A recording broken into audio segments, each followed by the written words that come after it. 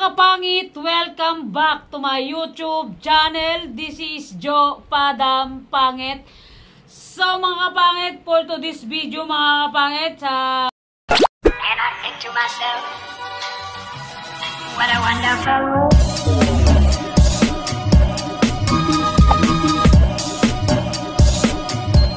And I think to myself,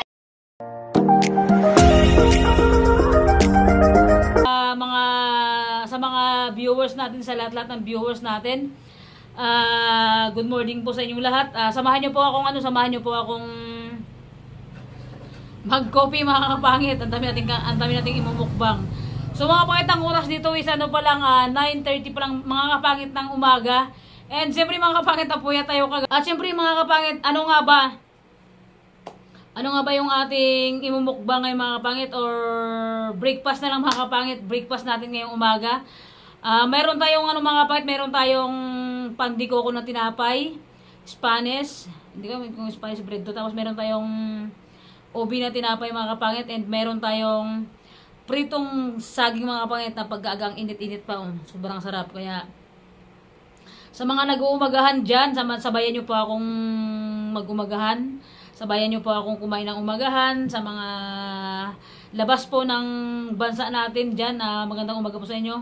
Sabayan nyo po akong mag-breakfast ngayong umaga mga kapangit. And meron tayong coffee. Yan, meron tayong coffee mga kapangit.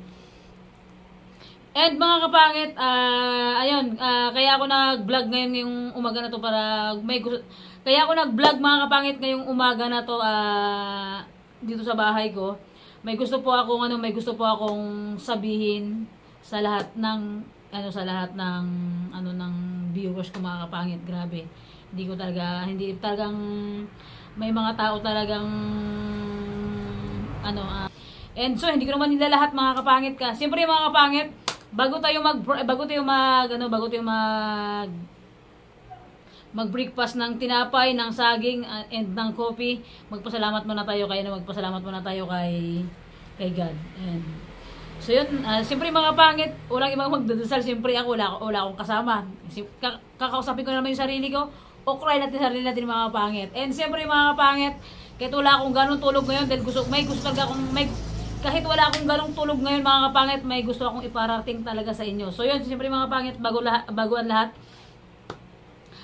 lahat, magpipray na tayo. And God, maraming salamat po sa araw na to, sa pagising ko, sa araw-araw po na paggabay nyo sa akin.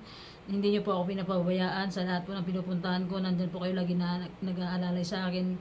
Binibigyan nyo po ako ng lakas. Hindi nyo po ako hinahayaan na mapunta sa hindi tama. And maraming salamat God sa walang sawang pagsuporta ng mga viewers ko, and gabayan nyo po sila always God, yung pamilya nila, pamilya ko, and yung Team Burikat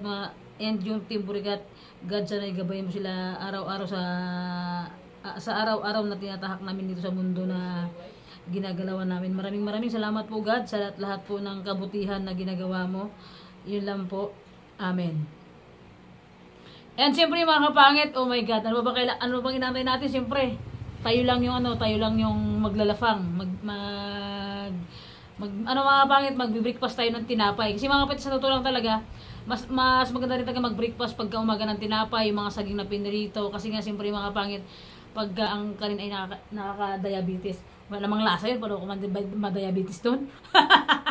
Alright mga kapangit ko. And siyempre, sayang-saya pa ako sa lagay nito mga lagay na to. And tagalin ang natin. And siyempre mga kapangit ko, sa lahat po ng natin ng walang sawang pagsuporta, sana hindi kayo magsawa sa oh my God, ang tanong kayo, bating ubusin to? Okay mga kapangit, magkain muna tayo para may lakas tayo ng loob na sabihin sa inyo.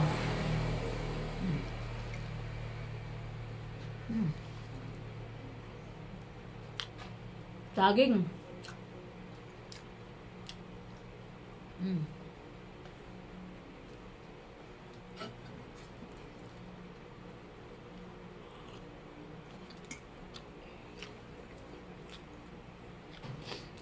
And mga kapangit, And mga kapangit, hindi ko alam kung kapangit. Kaya tayo mawin ng tinapay tayo dyan. Panliko ko.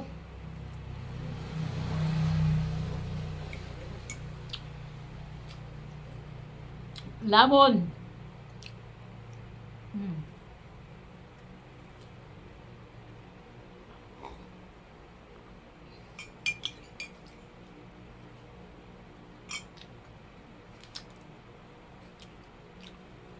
And mga kapangit, gusto kong kung malaman nyo mga kapangit, kaya ito talaga totoong gusto kong sabihin sa inyong lahat ng mga viewers ko.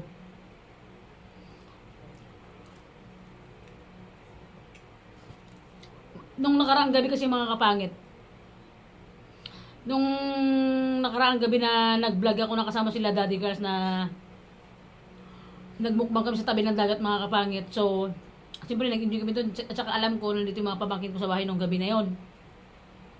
Yan pala yung mga pamangkin ko mga kapangit, nanood sila na hindi, gusto ko lang mga kapangit, gusto ko lang i-share sa inyo. Gusto ko lang ikwento sa inyo kung ano yung nangyayari sa akin sa araw-araw dito sa bahay ko, sa araw-araw na ginagawa ko, sa araw-araw na binablog ko mga kapangit.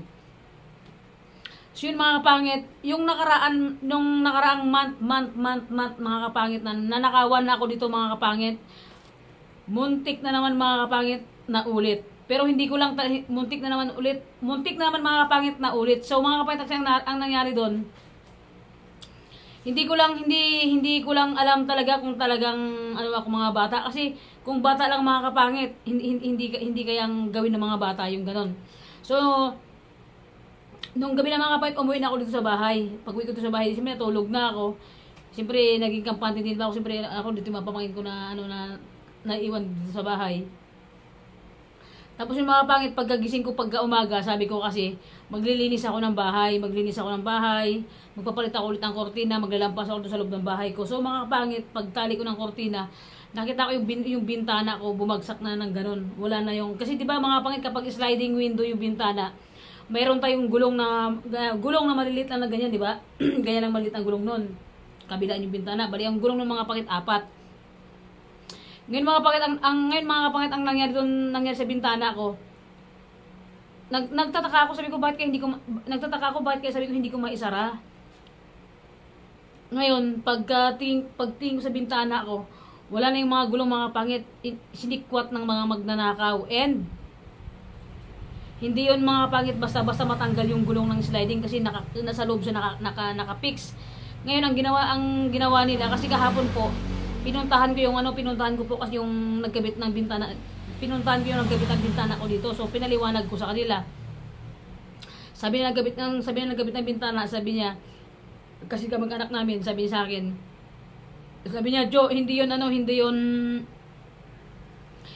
matatanggal ng bata." Sabi niya, kahit paulit-ulit nilang slide, hindi matatanggal yun. Ngayon ang nangyari daw doon, sabi ng nagkabit na yun dyan, mga kapangit, tinanggal nila yung in-screw nila yung gulong ng sliding window ko. In-screw nila. Ngayon natanggal siguro yun. Yun ang sabi sa akin ng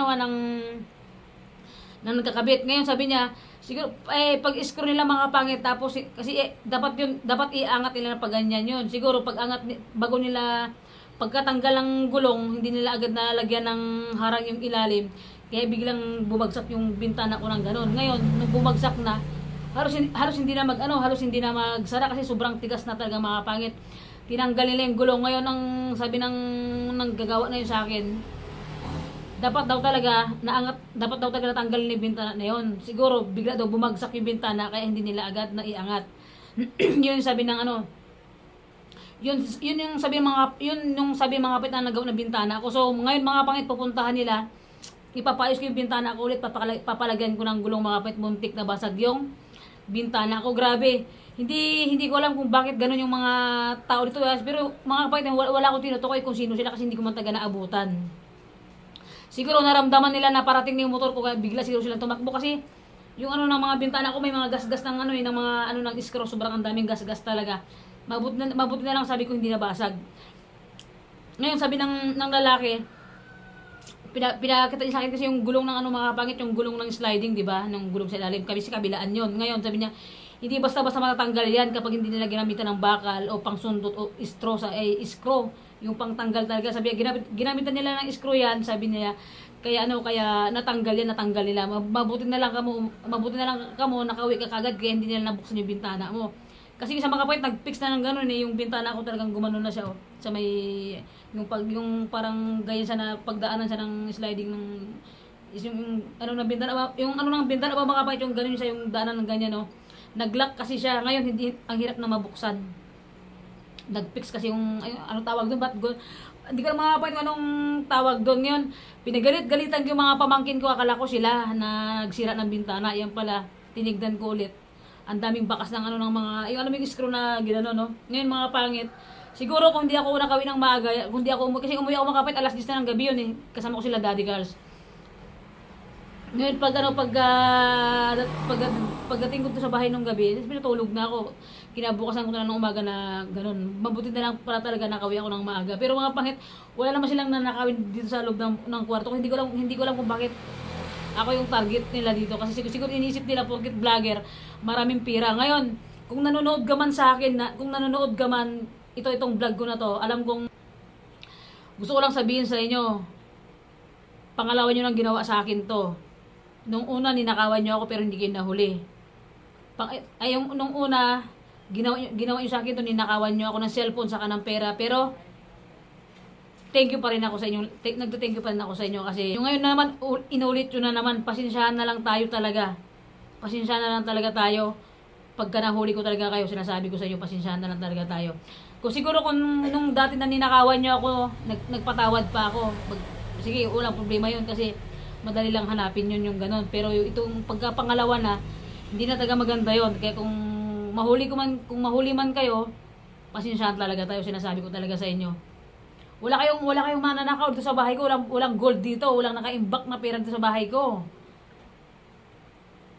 Alam mo yung mga gumagawa dito sa bahay ko, alam ko kilala nila ako kasi alam nila na walang tao tinatimingan nila Ibig sabihin yung gumagawa nun, bagat taga dito lang din. Sirain hindi nyo na lang binasag yung bintana para nakapasok kayo agad para makita nyo kung anong laman ng loob ng bahay ko, kung anong nakatambak dito. Wala kayong makikita ang pera dito kasi wala akong pera. Wala akong yaman. Sa mga magnanaka, sa mga masasamang loob, magtrabaho naman kayo ng patas. Magtrabaho kayo para sa inyo, para kung anong gusto yung bilhin. Huwag niyong ipakain yung pamilya niyo ng galing sa nakaw. Huwag niyong ipakain yung pamilya niyo ng galing sa nakaw. Saka wala naman kayong mananakaw dito sa loob ng bahay kasi wala naman pera to dito. So yun mga kapatid, ayun yung gusto kong sabihin kasi grabe talagang binaklas nila yung sliding window ko. Mabuti na lang talaga hindi nabasag talaga. Hindi nabasag. 'Di ba? Kaya sabi ko, alam mo mga pangit, grabe na sobrang yung nangyari sa akin, sobrang nakakapobia talaga. Pero ngayon naulit na naman. Kaya alam mo kung pwede nga lang hindi na ako mag-alis ng gabi sa bahay ko, dito na ako. Pero siyempre mga pangit, may mga time kasi talaga mga pangit na nagbabanding ng mga kaibigan ko, nila Daddy Cars, ng Team Burigat na nagbo-vlog kami paggabi. Siyempre mga pangit, naiiwan ko to yung bahay ko ng hindi ko napakita sa inyo itong pintuan na to, yung loob niya. May double lock na yun sa loob kasi talagang napobiyat talaga ako mga pangit. Hindi ko lang napakita sa vlog sa inyo, pero mamaya mga pangit, ipapakita ko sa vlog sa inyo pagkatapos ko dito ipipix ko sa inyo yung may double lock na to. Grabe pangit, nakakatakot na talaga dito kasi siyempre open lang kasi yung bahay ko talaga, as in yung wala pang bintana dito sa labasan, yung kusina ko walang bintana, as in open lahat to. Kaya siguro doon sila dumansa sa bintana. Sinikwat talaga nila mga pangit yung sliding window. Mamaya mga pangit ipapakita ko sa inyo na tinanggalan nila ng gulong. Siguro pagtanggal kasi nila ng gulong hindi siguro nilagyan agad ng abang yung ilalim, kaya dumiretso agad yung salamin, kaya hindi na niangat. Kaya naglock agad yung bintana. Grabe naman tong mga kapitbahay ko, kung kapitbahay ko lang din naman, kung mga kakilala ko yung gumagawa nito sa akin. Diyos ko, wala akong yaman. Wala kayong perang makukuha sa akin. Magtrabaho kayo ng maayos. Huwag kayong magnakaw ng ipapakain nyo sa pamilya nyo. Magtrabaho kayo ng patas. Hindi ba kayo nahihiya na na bibili kayo ng bigas, bibili kayo ng ulam, galing sa nakaw pala na ipapakain nyo sa pamilya nyo, 'di ba? Hindi ba kayo nakakonsensya na? Hindi ba kayo nakakonsensya? Pero hindi ko sinasabi Hindi ko sinasabi yung unang nagnakaw sa akin saka yung ngayon na naman kung sila din. Ngayon kung kayo man, uy, tagang makapal na taga yung mukha nyo. Sana lang hindi kayo mahuli, sinasabi ko sa inyo. Pangalawang business na to. Pangalawang business na nangyari sa akin to. At so yun mga kapangit, hindi na natin na halos nagalaw yung ating merienda. Ating breakfast.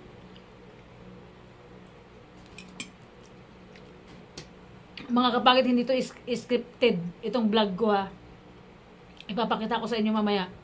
Kasi talaga kahapon pinuntahan ko yung gumawa ng bintana, tinanong ko talaga, sabi sa akin ni Kuya, hindi basta-basta matanggal yung gulong ng sliding window, Jo. Sabi niya kapag hindi gamitan ng screw yun. Kasi sa loob nakakabit yun, sa loob siya nakakapit, kaya hindi basta-basta mabubuksan yun. Ngayon, kung ginamitan nila ng screw, mabubuksan talaga yun. Tapos pag inangat nila, yung bintana matatanggal nila. Yun nga lang, sabi ni Kuya sa akin, nung pagtanggal nila ng gulong ng gulong ng sliding window mo na bintana, biglang bumaba agad yung bintana ng ganun. Kaya hindi nila naangat kaagad. Ngayon kapon pinuntahan din ako dito ng kuya ko na isa, yung sumunod, yung pangatlo kong kapatid na lalaki, tinigdan niya rin. Mabuti daw sabi ng kuya ko, hindi raw to naangat, kasi kung naangat nila, nabuksan talaga. Kasi siyempre pag naangat ng ganun konti bintana, matatanggal nila mga kapangit. Kaya pa sabi ko ng umaga, sabi ko kaya may mga mga parang tusok siya ng pero hindi ko lang pinansin kasi sabi ko baka wala lang. Ngayon pag open ko ng bintana, hindi na siya mag-open. Kasi na ganoon na sobrang tigas, sobrang tigas mga kapatid hilain, kasi kapag tinudo kong hilain 'yon, masisira yung bintana. Kaya hindi hinayaan ko na ng ganoon. Kasi sabi ko mamaya pumunta ako sa barong-barong sa Tigaplan kahapon. Aayos nila ngayon. Hindi ko lang alam kung makakapunta sila, kasi mga kapatid, palalagyan ko ulit siya ng gulong kasi masisira pag walang gulong talaga. Pag bubuksan ko ng ganoon, kailangan mong persahin siya. Kasi yung guma na lang, yung may guma kasi yung mga kapatid, yung gilid niya guma kasi yung nakalagay doon, yung parang plastic siya na guma. Ngayon pag hinila mo yung guma sasama, kaya masisira siya. Kaya sabi ko papalagyan ko ulit ng gulong sa mga magnanakaw dyan. Diyos ko po, parang awa nyo na wala kayong makukuha sa akin. Huwag nyo nang gawin yun. Magtrabaho naman kayo ng maayos, magtrabaho kayo ng marangal. Ipakain nyo sa pamilya nyo yung tama, hindi yung galing sa nakaw. Hindi ba kayo nahihiya na halimbawa nahuli kayo dito. Nahuli kayo na nagbubukas kayo ng bintana. O di ba? Sino magiging kawawa? Kayo, siyempre malang ipapakulong ko kayo pag nahuli ko talaga kayo. Kasi pangalawang bis na nangyari sa akin to. Nung unang ninakawan niyo ako ng cellphone, ng pera, parang binaliwala ko na lang kasi tao lang naman tayo na pwede magpatawad, di ba? Pero pagka paulit-ulit na, hindi na pwede yun. Tsaka unang-una, nakablatter na kayo. Nakablatter na kayo sa barangay, sa ipila, nakablatter na kayo sa bayan. Nagpablatter na ako. Kaya pag kung sino man, pasensyahan tayo kung matsambahan man kayo. Pasensyahan tayo, papakulong ko talaga kayo. Kasi hindi na maganda yun. Pangalawang business na. Wala naman kayo makuha dito sa bahay ko. Wala naman akong pera naka-imbak na sa loob. Kahit kalkalin nyo, kahit itaob nyo pa itong bahay ko, wala kayong makikita ang pera dito. Magtrabaho kayo mga ayos. Uy, magtrabaho kayo, huwag kayo magnakaw. Gumawa naman kayo ng tama para sa pamilya nyo. Kung may asawa na kayo o wala pa. Kung may asawa man kayo o wala, kung binata man kayo, ipapakain sa nanay at tatay nyo yung pinagnakawan nyo. So yun lang mga kapangit. Kaya ako nag-vlog ngayon mga kapangit, yun lang talaga yung gusto kong ipaliwanag sa inyo, sa lahat ng viewers ko, or kung nanonood man yung mga nagnakaw dito sa bahay ko, yung gusto ulit magnakaw, wala kayo makukuha dito. Ngayon kung mahuli man kayo, maabutan kayo rin maghanap ng problema nyo. Magtrabaho kayo ng maayos, maghanap kayo ng trabaho, wag yung idaan sa sa pagnanakaw. So yun mga kapangit, hanggang dito lang yung vlog ko mga kapangit. Talagang yun lang yung gusto kong iparating sa inyo mga kapangit ko, yung nangyari sa akin. Ano bang date ngayon, boy? 30? Nung ano mga kapangit, nung ba? Ay, nung ano mga kapangit, nung 28 ng gabi mga kapangit, nang nangyari yung 28 ng gabi. Grabe to mga, grabe magtrabaho kayo ng maayos, wag ganun, wag kayong magnakaw. Hindi ba kayo, hindi ko nahiya sa sarili nyo na kakainin nyo yung galing sa nakaw? Hindi ba kayo na konsensya na pakain nyo sa magulang nyo, or kung may asawa at anak na kayo, hindi papakain nyo na galing sa nakaw? Pangalawang bisis na nangyari sa akin yung ganito. And so yun na nga mga kapangit, babay na mga kapangit, sa lahat po ng viewers natin. Thank you so much po sa walang sawang pagsusuporta sa akin. Shout out po sa lahat ng viewers natin, sa lahat ng nagko-comment, lahat ng bagong pasok na subscriber natin dyan, sa mga bagong pasok na viewers, sa mga silent viewers natin. Shout out po sa inyong lahat yun. So yun mga kapangit, yun lang yung gusto kong iparating sa inyo, na pangalawang bis na ulit. Sana ulit na naman na nakawan ako. At kung nangyari man yun mga kapit na nakawan ako, wala ako dito mismo sa bahay ko. Hindi ko alam kung ano kukunin nila dito kasi wala ako sa bahay ko talaga nung gabi na yun. Pauwi pa lang ako. Siguro, naramdaman nila na may motor siguro kaya bigla silang umalis kasi malakas yung ilaw ng motor ko mga kapangit. Siguro kilala nila ako kasi nakikita nila araw-araw na umaalis ako eh.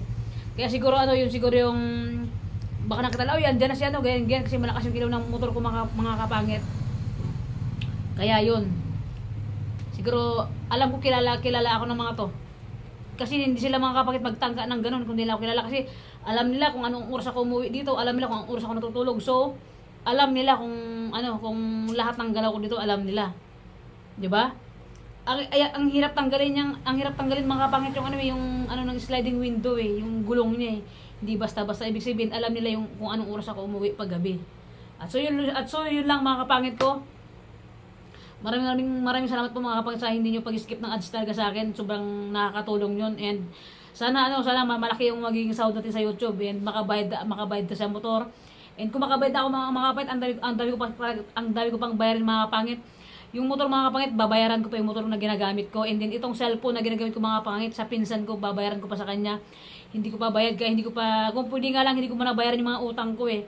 Ipagawa ko man yung bahay ko, pero kailangan kong bayaran mga kapangit kailangan kong bayaran bago ko pagawa tong bintana ng bahay ko tsaka na pintuan. Mga kapangit, nakakatakot pag gano'n na lagi talaga. Sobrang nakakatakot na rin talaga. And so yun mga kapangit, thank you so much po. Ipapakita ko sa inyo and so yun mga kapangit, thank you so much po sa lahat ng walang sawang sumusuporta sa akin mga kapangit. Thank you so much po talaga. And ipapakita ko sa inyo mga kapangit yung sinasabi kong bintana na tinanggalan nila ng gulong after pagkatapos nito. So yun mga kapangit, bye-bye mga kapangit. See you next vlog mga kapangit. Ipapakita ko sa inyo, sa inyo sa loob yung sinasabi ko. So bye mga kapangit, bye-bye. So yun mga kapangit, nilagyan ng mga kapangit yan. Double lock mga kapangit, nilagyan ko sila ng double lock kasi taga paggabi nakakatakot, and madalas na rin na ako natutulog mag-isa dito yan. Nilagyan ko sa mga kapangit ng double lock, yan. May double lock siya. Yan yung isa, yan. Saka yun. Mga kapangit, ito yung bintana natin mga kapangit to. Yan, ito yung bintana natin. Mabuti na mga kapangit, hindi nabasag. Ayan oh. Pinagsisikwat nila yung mga yan oh, yan. Tapos yung mga gas oh. Mabuti na tayo mga kapangit, hindi nila hindi nila nabuksan talaga. Ayan o, matigas na sa mga kapangit, iganyan o. Ayan o, matigas ang iganyan o. Oh, sobrang tigas kasi pag pinilit ko mga kapangit, masisira talaga siya. Kaya ipapaayos ko siya mamaya mga kapangit. Di ko alam kung mapupuntahan to ng namin, ng kamag-anak namin. Kasi ipapatanggal ko siya mamaya mga kapangit ito. Tanggalin nila to lahat mamaya, tanggalin nila lahat to, kabilaan, tanggalin nila. Kasi lalagyan ng gulong, mabait yan, tinanggalin nila ng gulong yan, wala ng gulong yan. Mabuti ka mo, talaga hindi nila naangat. Ayan o. Yan. May mga gulong kasi mga kapatid, sa taas yan hanggang sa baba, may mga gulong yan, tinanggal nila, grabe. Ang galing na magnakaw talaga, magbaklas oh. Yan, ang hirap na siya mga kapatid, ibuksan pa ganyan. Kasi na siya, tanggalin yung gulong niya. Ito lang yung mga kapatid, ito lang yung pwedeng hilain o yan sa loob, yan, yung screen niya ito. Screen kasi ito mga kapatid, yan, screen. Mahirap na siyang iganyan kasi nga wala na siyang gulong, masisira kasi pag ipilit natin bubuksan.